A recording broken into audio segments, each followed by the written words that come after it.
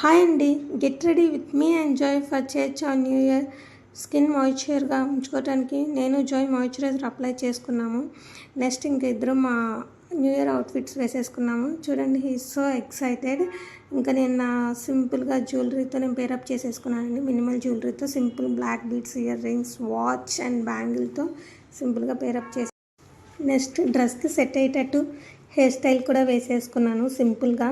And simple makeup వేసుకున్నాను. నేను మేకప్లో లాక్మే సీసీ క్రీమ్ యూస్ చేశాను. ఇందులో SPF 30 ఉంటుంది.